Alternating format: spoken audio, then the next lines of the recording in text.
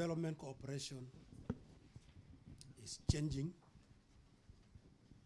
but is here for the long haul.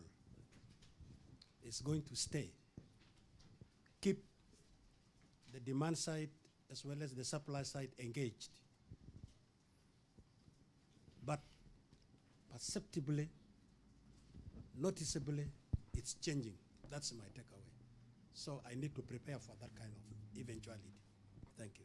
Very good. Just while you got the floor, I'm going to just embarrass you by not reporting the conversation we had, but I was just really struck that when we talk about aid for South Sudan, nobody discussed at all the pipeline issue and the price of oil. And I advised the International Development Select Committee, who went to Sudan and wrote a report about Sudan, and didn't actually talk about that question at all. They talked about delivery of health services and so on.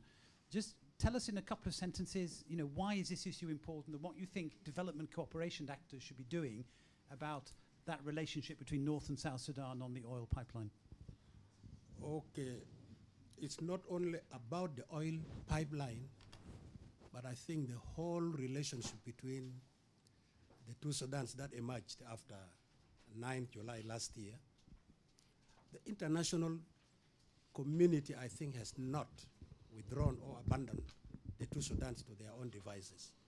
The evidence is the series of agreements, 9 of them, that were concluded in September this year to normalize the situation between, the otherwise tense situation between the two Sudans.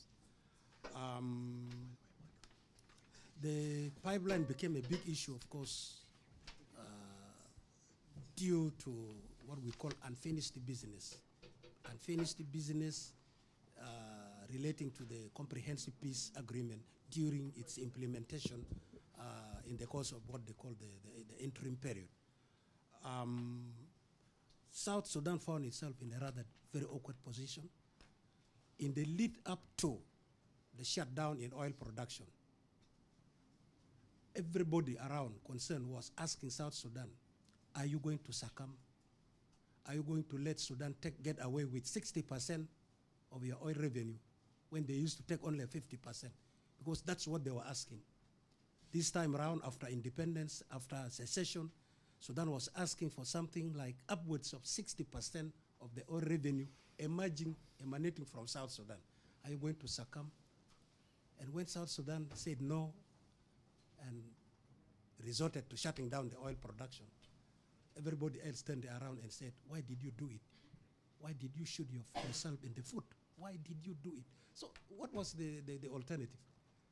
And of course, the shutdown found South Sudan in a rather awkward position, depending to a large measure for its oil, for its budget revenue on this one single commodity.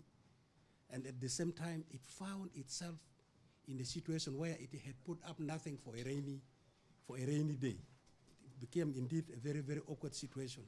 So the situation really was for South Sudan was expecting the international community objectively to come up with a position as to whether the South Sudan was wrong to have done what it did, or the other way around.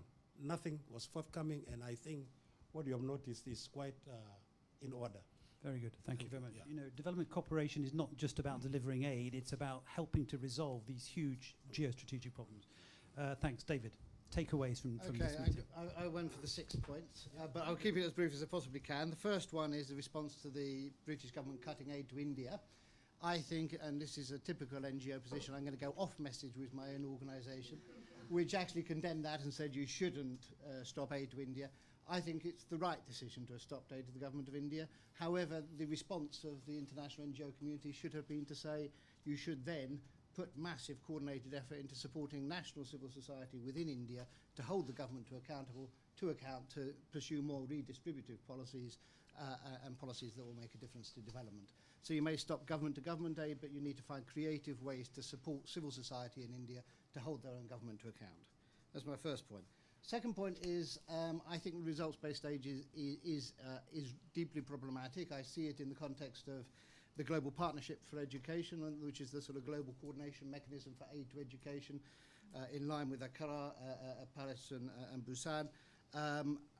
Progressively, this is as a mechanism was supposed to be coordinating aid behind government-led plans, but over time it's had to assert its own agenda in order to keep the money coming in and get the money replenished. And the more it's setting its own agenda and its own priorities, the more it's imposing on governments, if you want to get the money, you've got to comply with this, this and this. And actually, I think in effect what happens, or what it is at great risk of happening, is a massive collective donor bullying of governments to pursue a particular agenda more effectively than was the case when you had lots of bilaterals pursuing separate agendas. It's deeply problematic and I think needs to be looked at very carefully. My third point is the part of the solution to that is massive, and it relates to my first point, massive increase in coordinating aid to civil society in order to hold their own governments to account. We have a proposal going to the next Global Partnership for Education board meeting, which is happening next week in Paris, to support a civil society education fund and to trigger in all future replenishments of the Global Partnership at least 1% of funds to go straight to civil society, to be managed by civil society organisations globally, to de-link it from government to government aid, but to be focused on enabling civil society at a national level to engage in those processes and hold their own government to account.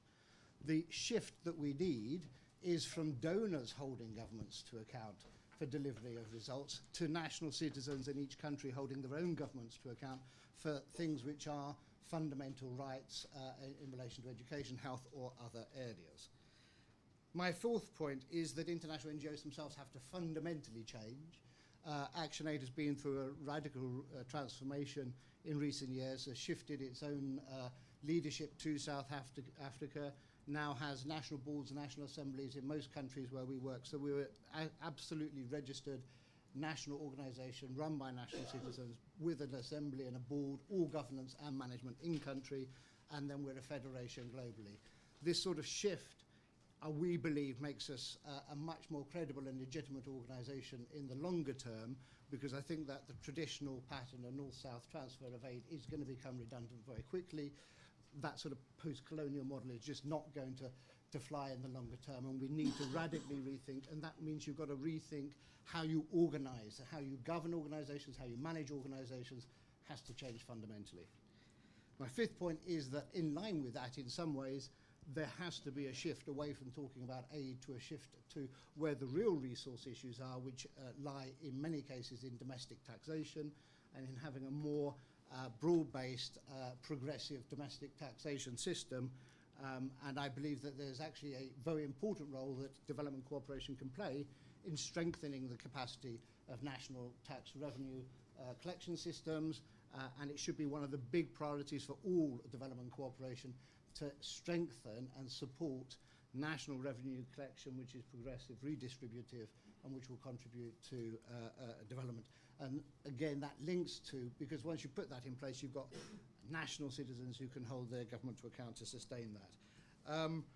Actually, what I've just done is merge my fifth and sixth points, but the other point that I wanted to make, which relates to tax, is if we want to make a difference to having effective movement for tax justice, it needs to be in every country a very broad-based movement which brings together the NGOs, brings together public sector unions, brings together small and medium-sized businesses who in many cases are massively disadvantaged when big corporations manage to get away without paying tax in their own countries, or in countries and transfer price and manage to avoid paying tax anywhere. The exciting thing about really putting tax at the centre of our debates, I think, around development cooperation is that you start to build a genuine shared interest movement north and south, because the same things are happening here as are happening in Africa and Asia, in Latin America, and you can start building a very exciting transformatory movement around that. Thanks so much. You know, thanks. When you go to the circus, there is a beautiful creature in a bikini riding two horses with one foot on each horse. And you are that creature. And that's very good. One horse is aid, and the other horse is everything else. And I'm worried about your bikini. What do you take away? I was looking down, sort of seeing if I had to put on my bikini. I didn't think about that this morning to put on my bikini. I actually had noted down 6 points before you said, but then I've added 2 half points afterwards. So I'll see if I can squeeze that in between the 5 minutes, within the 5 minutes you've given us. The first point is about a narrative of success, and I think that is extremely important. And to me, we're talking about a changing world, but this changing world is changing because development is happening. The change in the world is because China and India are developing. Vietnam is developing, and other countries. So there is a narrative of success. There is of course a narrative of remaining challenges too, but there is a fundamental narrative of change. And the history about the changes that we are talking is really the history about development. And I feel that we too seldom conceptualize these changes as actually a demonstration that development has happened and is happening, continuing to happening. So that's my takeaway number one. My takeaway number two is we are all struggling with some important conceptual challenges as a consequence of this. Sort of what is this? What does this world look like? What's appropriate categories?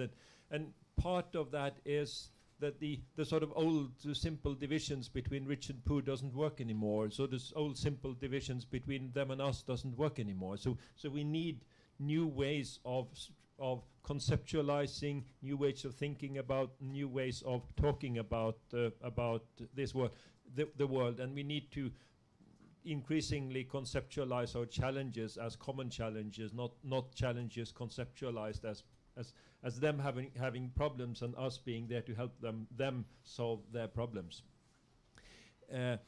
The third challenge then is third takeaway is of course that we're looking for arenas where we can discuss these challenges, where we can interact around them, and of course we have gone through a transformation where I sometimes jokingly say that the Working Party on Aid Effectiveness was a subsidiary body of the DAC, the Development Assistance Committee of the OECD. We're now facing a situation where one could say that the Development Assistance Committee of the DAC is a subsidiary body of the Global Partnership for Effective Development Cooperation. It isn't that technically speaking, but so I think we have a hypothesis, of course, that this global partnership could be one of the arenas where we could together deal with some of these challenges and reflect on them. So that's number 3. Number 4 is about money. And money is important for development. If you're going to build roads or build schools or whatever you're going to do, money is important. And we have increasing diversity of money. We have some problems with the concepts that we need to deal with. And we also have some problems with what we're going to use for which purposes. And I think you saved me half of my point here, because the most important resource for development are the domestic resources. The most important interventions that we can do are related to domestic resource mobilization, taxation. I'll say more about what we do on money later on, but it's also then the discussion about use of aid, where to use it, for what purposes. Should we use it only to the hardcore residual poverty, or also in middle income country? Then the sixth is that the most important thing is policy and knowledge about policies, and how do we devise better mechanisms for sharing knowledge better than the traditional methods of either conditionality or traditional technical assistance, which are sort of two favored models. And I'll come back to later on to what we can do about that as OECD. The fifth one is also about policies. No, that's actually the sixth one. That's about sort of that, in a way, the distinction between domestic policies and development policies is also being blurred, because increasingly domestic policies are becoming globalized. So national taxation policies are also becoming global taxation policies. And that provides a new entry point into a discussion about policy coherence and what that implies. And then my half point, which is that it's never bad to focus on results. I think you have one important misunderstanding, which is that actually both the DAC and the Global Partnership are subsidiaries of ODI. Did you not know that? So we always think of Oh, that's the bikini, sorry. Okay. the DAC is the Paris branch office of ODI. We always think. Do you share? And what I want to ask you quickly is, do you share, and do you think donor agencies share this point that in 10 years' time they will have to look very different institutionally and organisationally if they're to meet these new challenges? I share it. I think one of the important things that's happening is that you could say that the aid constituency is losing the monopoly on the development discourse in our countries. So there is a sort of many other constituencies which now legitimately are engaging in the development discourse. Karen has left already. Yes, we're actually starting a work now on what we call the agency of the future, which is sort of to stimulate our members to a discussion about what should a future development agency look like, sort of given many of these changes. Of course, as an international civil servant in a consensus-based organization, I will not say anything about whether all our members agree to this. But that is a great project. I can't tell you how pleased I am about that. Neil. Thank you, I'll use this one. Okay, so I added a seventh point after the presentation by Liz. And I see she's leaving now. This is not Liz bashing. my 7 points are essentially about the things that still matter. And after this discussion that we had over the past 2 days, I think I need to emphasize that these 7 things are still important as we go forward. And seeing my Chinese friend is no longer in the room, I can say that everything I say can be published. Yeah. So my first point is that in this partnership that we develop, I think that there is still a need for us to improve our understanding of each other. The understanding between development partners and countries that are receiving aid. I think a lot has been said, and that which has been said shows me or proves to me that there's an understanding that needs to be deepened, and that understanding needs to go beyond just the statistics, especially the stylized statistics. I mean, I was surprised, maybe horrified the other day to learn that a major multilateral development partner decided to place a travel advisory on Ghana simply because Ghana is having an election on the 7th of December. Now, we all know that the past 2 or 3 elections in Ghana have been very peaceful, and that what we should in fact be doing is that we should be celebrating, and we should be going to Ghana to celebrate with Ghanaians the fact that they will be having a very peaceful election. So understanding is the first point, which I think still matters. The second point that I want to make is that who sets the development priorities still matter. The one thing that Kindle allows you to do is that you can see how many people have referenced or highlighted a section in a book. And in Paul Collins' book, there are several sections in the book that have been highlighted by 200, 300, 400 readers. The one section in the book where I'm the first person to highlight, and the only one, is the point that he makes, and that is that change is going to have to come from the countries themselves. The policies of donors could make these efforts more likely to succeed. So I believe that what still matters is who sets the development priorities. Third point, good governance matters. And as we move forward and as more actors come on board, I think this is going to become particularly important. It matters because the absence of good governance does undermine development. And in listening to the discussion on how countries and at what point do countries graduate from low income to middle income, I do not think that countries graduate from low income to middle income simply because they've discovered gas or oil. I think countries graduate from low income to middle income when they are governed well. And I think that a country like Capo Verde is a good example, where a country that graduated not because it had made a major discovery, but because over a long period of time, the country was governed well. The fourth point is transparency matters. And it matters on both the side of the donor and also on the side of countries. And a lot of work that CABRI has been doing has focused on both sides.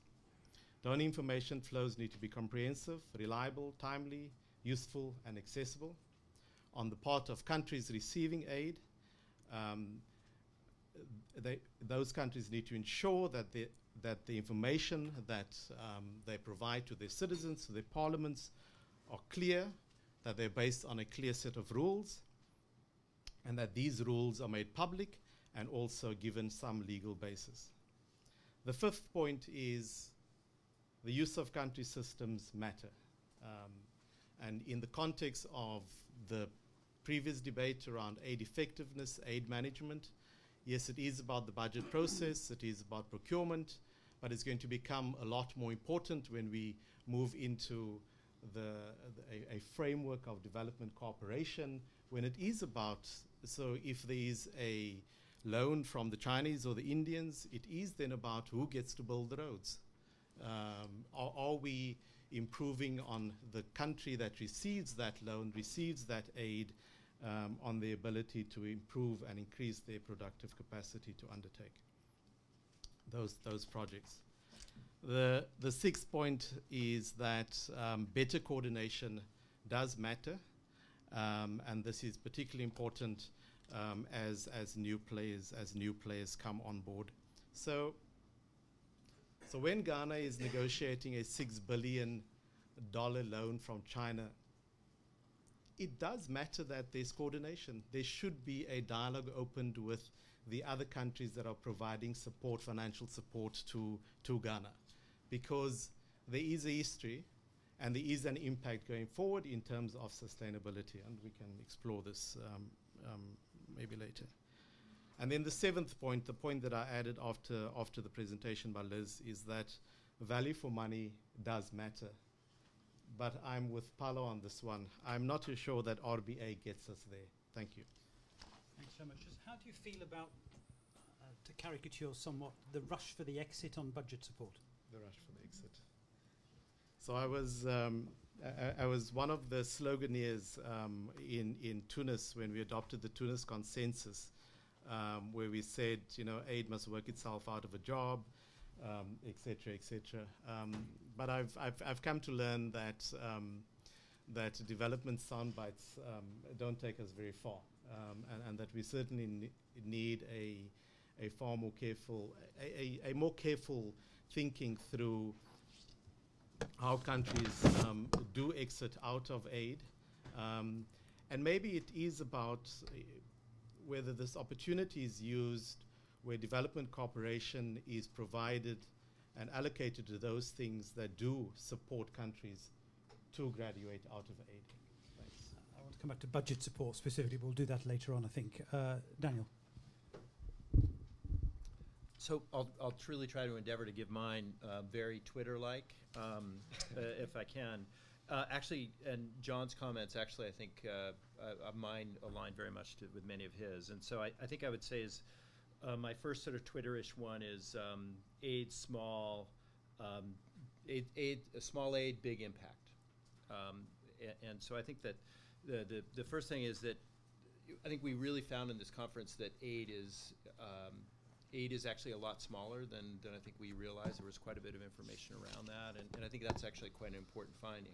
It doesn't mean that aid is unimportant. In fact, aid is still very important, relevant, and needed even more than ever, because we have a lot of global public goods and global public bads, maybe even more now than ever. But that context is really quite important. I think the other thing I'd say is, maybe this probably should even preceded this, is that the aid context is changing, and while that's kind of threatening, it presents challenges. I very much agree with John's remarks that I think it's hugely positive, because it really does mean that development is occurring and it's happening. And that opens up it does present us with a new fresh set of challenges, but it opens up a huge set of opportunities. I think the third thing I'll say is policies matter. I mean, that's the ultimate kind of Twitter statement, and at least as much, if not in more than aid. And I think some of the discussion around Nepal really had it. I mean, obviously there's an interrelationship between aid and policies, but you see time and again in many countries that it's actually a lot more of these big dramatic policy changes in the context in which it's done, that it's not the aid dollar per se that really does it. And that's where it's the leadership, it's the innovation, it's the experimentation to find ways to really make aid effective. And I think I think we need to think about aid as leverage on domestic financing and other resources, and as an influencer of policy. So that's kind of, to me, the way that we should think less about aid as the means by which we produce results or finance results, but really as just as something that is an influencer of. And I don't think that's a notion that's very well instilled in the aid community at large. So the fifth thing I'd say is that I think the innovation that's underway that Andrew and Homi talked about in terms of actors, approaches, and technology opens up really powerful new opportunities for us. The web giving is a way to connect people, the public in the global north with the poor in the global south. Is that's a really powerful thing. The mobile phone platforms that Andrew spoke about, the smart card systems that are being in place open up opportunities to really do things. And we know a lot about the systematic reviews that have been done around CCT programs, all the various human development benefits that are the result just by poor people giving them money. The income transfer side of that, it sounds sort of simple, and guess what, it is kind of simple, but the impact is quite profound. And I think we think that there's potentially a very large effect if we could find a way to scale this up. I would say I ended up with 7 points as well. So my 6 points is, I think results are good fundamentally. I think we need to even measure our investments in systems based on results. I don't think that we can, I don't think that we have the luxury, and part of this is maybe just having spent most of my career in the health sector and having sort of been at the forefront, the front lines of the wars between the verticalists and the horizontalists and the diagonalists. And systems, and Andrew knows some of these, has some of these same scars as well. I think that it's a real disservice to kind of go lightly on this sort of capacity building systems investments and not be hard on the results. I think it's actually a false economy, and you'll end up doing yourself more of a disservice in the long run, because the hard questions will inevitably resurface, and you'll have to respond to results. And my final comment is, and this is I think having been to a number of these aid discussions and forums, and sort of been in and out of many of these global aid effectiveness discussions, again, largely from the health sector perspective, I don't think the aid community has pivoted well to address any of these challenges. To be honest with you, I don't think that there's a great recognition of the smallness of aid relative. I don't think there's a great recognition of the policy impact. I don't think there's a great recognition of the innovation. I don't think there's an embrace of this kind of changing, challenging context. And I think that we need to foster that in some way. And I've got a couple recommendations, but I'll hold that for the next 6 Twitter points. Very good. Thanks so much. Last but not least, Michael. Thanks. Since I was coming to speak at a prestigious think tank, I thought I would do some rigorous statistical analysis for you. So last night I looked at the Paris, Accra and Busan declarations, and I searched for the word private in each of them. It appears twice in Paris, 4 times in Accra, and 16 times in Busan. So by my calculations, in 2 years' time, we'll have a communique with 256 references to private. And in 3 years after that, we'll have a communique of 65,536 words, all of which will be private. That is not a prediction. I think my first takeaway is enormous relief that there is no dispute, as far as I can see, that the landscape has changed, that this is a much messier world. And indeed, I think those signs are evident back in 2005. That was when I went off to start thinking about and writing a book, because I just thought the Paris Declaration didn't describe the world of development as it was starting to emerge. And I'm relieved that the debate is over on whether it has changed or not. I think we've done a very good job with presentations from Andrew and Homi and Chris and others in capturing a large part of the new pieces. But just as a provocation, I think there are 4 new pieces I would throw in that I don't think have had enough treatment. One is, I think we talked a bit about remittances. I think there's an interesting trend in strategic diaspora philanthropy. If you look at the Indian diaspora in the US, there's something very, very interesting going on there. Secondly, philanthropy by developing country philanthropists. India, again, is a leader there, but many other countries, you're seeing the super rich in poorer countries stepping up and playing a role. I think there's something changing in business and capitalism as well. I think sovereign wealth funds are going to be quite different players, and we could talk more about that. And I think corporations have had a real wake-up call from the financial crisis. I think something is changing in businesses. Indeed, someone said to me the other day, Coca-Cola is one of the world's 20 top development organizations. Agree or disagree, but this is the way I think the world is changing. And I think there's a lot faster change the development community has to respond to. Second takeaway, I thought Jonathan Glennie brilliantly captured this idea earlier about global civil society has expanded to catch up with global business. I don't agree, however, that we're going to see a global public sector.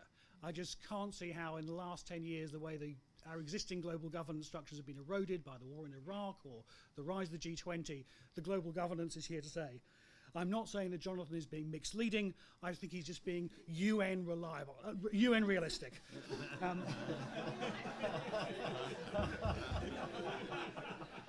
My alternative, which I probably can't go into now, I've written about elsewhere, is that actually we're going to see a much messier world where we're going to see problem solving done much more by posses, coalitions of the willing, like the one that's gone after malaria, specific problems, solving those problems, based fundamentally on this point of success. If you can tick off a success, you then get permission to do something else. And I think success is something that's been missing in development, and this is one of the reasons why we've seen things like Gavi attracting not just the big replenishment from the UK, but lots of support from the UK public. It's comprehensible to the public. So posses offer the opportunity of mobilizing new resources, new engagement. Lots of challenges then about sequencing. Do posses stay away from hard issues? Whenever I go to a philanthropy conference in America, I always say, what about Pakistan? No one talks about it. I think there are some real issues there.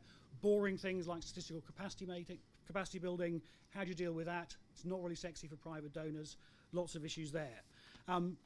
I think the big issue going forward, final point, is getting the division of labour right. The thing to remember about people who work in development, including me, is that we're the most appalling snobs. We love to tell other people how they don't know what they're talking about. And they often say that about new actors in development. And I fear sometimes that will discourage new actors from doing crazy things. But I want new private actors to do the crazy things official donors can't. My favourite philanthropist at the moment, Peter Thiel, who was the investor in Facebook. He is giving out grants to make people drop out of university, to do science in their garages at home, and to build cities under the ocean. I want more crazy philanthropists in international development doing the really wacky things that official agencies can't. Very good. Thank you very much.